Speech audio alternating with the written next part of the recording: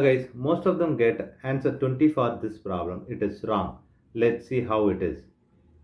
This is 15 minus 5 is 10 in bracket 3 minus 1 is 2. Now 10 times 2 is 20. This is wrong.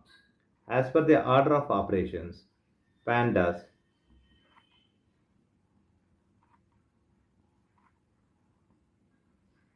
here multiplication and divisions are same priority and additions are subtracting also same priority. We have to follow this left to right rule here.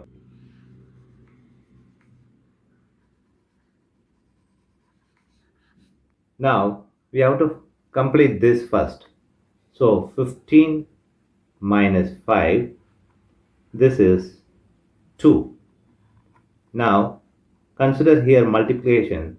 So 15 minus 5 times 2. In this problem, you have to do this multiplication first as per the order of operation. So 15 minus this is 10. Now 15 minus 10 is 5. This is the correct answer. So 5 is the correct answer here.